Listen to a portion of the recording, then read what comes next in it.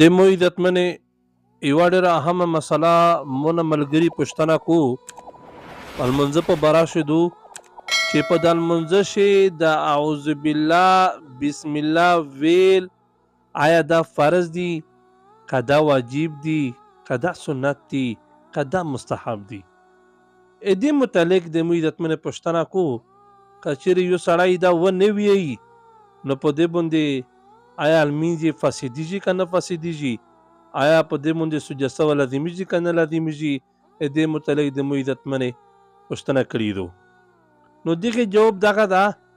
چې په لمونځه شي د مو عزتمنې د اعوذ بالله بسم الله ویل دغه د مو عزتمنې سنت دي دا نه فرض دي نه واجب دي بلکې دا د مو عزتمنې سنت دي د اعوذ بالله تعوذ ورته وایي او بسم الله ته تسمیه وایي دا ویل دا په سړي باندې سنت دي خو د مو عزتمنې دغه د کیله شي وضاحت په شکه په د مسله شي اول دا که چیرې یو سړی د امام سره وي او بیا دا مقتدي وي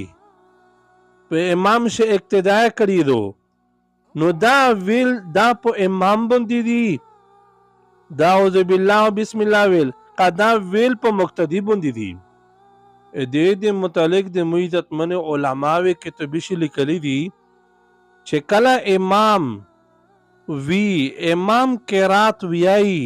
په هغه ټیم باندې په امام باندې سنت دي او په دغه باندې مقتدي باندې ویل سنت نه دي څرنګې د مو عزتمنې په دا طریقه باندې چې کله امام نیت وتړي الله اکبر وکو هغې نه به د ثنا شریکو سبحانک اللهم وبحمدک وتبارك اسمك وتعالى جدك ولا اله غيرك دې پر چې کله امام اویي مقتدی اویي نو دا سنانا بدا دغه ذکر د مو عزتمنې اعوذ بالله او بسم الله دا به امام اویي هغې نه بدا چې الحمد شریکو الحمد به ویي الحمد نه بدا بیا بسم الله ویل دي د مو عزتمنې مستحب دي د سورات نه مخکې په دا طریقه باندې اول رکعت چې کله امام پیرا کو بیا نه بعد دویم رکعت ته چې کله امام ارچک شي نو دغه ذکر بیا د الحمد شریف نه مخکې بیا دغه ذکر اعوذ بالله نشته دا د کې خلی بسم الله ویل سنت دي بیا چې دویم رکعت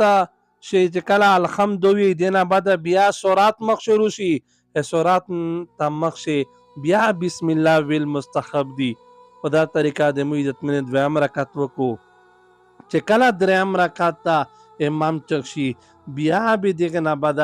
د الحمد نه مخ شي بیا به بسم الله ویل دا سنت دي بیا چې کله دریم رکعت وکړو داسې څلورم رکعت ته چې کله بیا امام چک شي بیا دغه ذکر د مو عزتمنې په امام باندې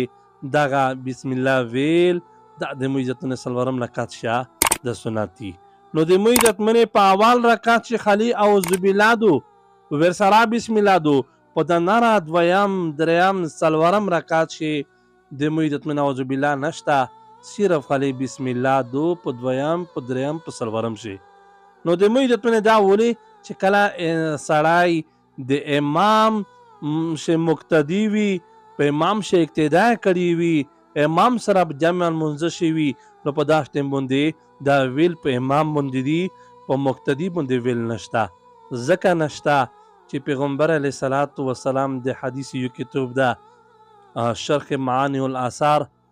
علما چې کله فارغیږي آخري دوره حدیث دا کتاب یې نو د مو عزتمنې پاغه شیا او سنن ابن ماجه پاغه شیا پیغمبر علیه الصلاۃ والسلام د حدیث روغلی ده چې نبی علیہ الصلوۃ والسلام سفر میں یہ دی نبی علیہ الصلوۃ والسلام فرمائی من کان له امام فقراءۃ الامام له قراءه نبی علیہ الصلوۃ والسلام میں دی اچھا دے پر چې امام وی بس هغه دې پر قرات د امام صدا قرات د مقتدی دې پر ادا نو باس چې یو ورته امام ویلو مقتدی مونږ ویل نشتا نو د مو عزتمنې دا مسله ز کول پچار دی چې امام اقتدا دې کړی وي اعوذ بالله بسم الله به نه وی دی سبحانك اللهم نه بادا ولا اله غیرک نه بادا الحمد نه مخشه په هغه ویل په امام باندې دي. او بله د مې عزتمنې بله مسله دغه وې سره دغه چې ایس که چیرې یو سړی خو امام طریقه خو مې زده کړه چې امام باندې ویل دي، خو چې یو سړی امام سره نه وي ګوښه یې وي ګوښه یې المینځ کو امام نه پوتې شو بیا ویل شته که نشته بیا د مې عزتمنې دغه ویل په اول رکعت شي اعوذ بالله او سره بسم الله د ثنا نه بعده د الحمد نه مخشه ولا اله غیرک نه بعده د الحمد نه مخشه دا ویل دغه په ګوشي مسکوینکي باندې سنت دي. دغه سره د مې عزتمنې د الحمد چې کله ووایي الحمد نه بعده بیا مخشه سورات راونده سورات ته ویل یا مستحب دي. دا د مې عزتمنې ګوشي مسکوینکي باندې په اول رکعت شي اعوذ بالله بسم الله دو په هغې نه بعده په دویم شي بسم الله ویل سنت دي، په دریم شي په څلورم شي په دغه طریقه باندې دغه ویل په ګوشي مسکوینکي باندې دا ضروري دي او دا سنت دي. او دې سره د مې عزتمنې که یو سړی دا ونه ویایي امام یې نه ویایي یا مقتدي یې نه ویایي یا ګوښه دا مسکوینکی چې دا نه ویایي مې عزتمنې المینځ فاسدېږي نه. المینځه خپلې مسلې دي هغه چې کله تو نه دیارلس فرض په لمونځه شي فوتې شي نو هغې سره په تو باندې هغه المینځ فاسدېږي ویستأنف الصلاة سار نه بین مین در ګرځوي ولې صحیح کېږي. و که چیرې تو نه داس وشول واجب دی نه پوتې شول څوارلس واجب دي هغه دې نه پوتې شول نو د مې عزتمنې مینځ فاسدېږي نه یلزم سجده سوا بیا په سړي باندې سجده سوا لازمیږي. په مې عزتمنې سنت پرېږدلې سره نه مینځ فاسدېږي او نه په لمونځه شي په تو باندې سجده سوا لازمیږي او د مې عزتمنې سړی ګوننګورېږي پو. نو دې وجې نه د ملګري پوښتنه کو خلک په ذهن شي دغه د که یوه بله مسله ګرځي غلط فهمي باندې حاکمه مسله دو هغه دا مسله دو چې ځنه خلک ویایي چې جوات کې منځونه دي لکه د مشروم مینځ شو مستر مینځ شو د سبو مینځ شو ګهیځ والا په دا منځه شي امام قرات ویایي په مقتدي باندې دغه اعوذ بالله بسم الله ویل نشته. دا حالت فهمي د خلکو په دماغ شدو چې کیم په پټه منځونه دي مشمشین مینځه مازدیګر مینځه په دغه شی ویل دغه که چیرې امام سره مقتدي وي په امام شي اقتدا کړي وي بیا دغه مقتدي به ویایي دا بل سنت دي. د مې عزتمنې دا غلط فهمي دو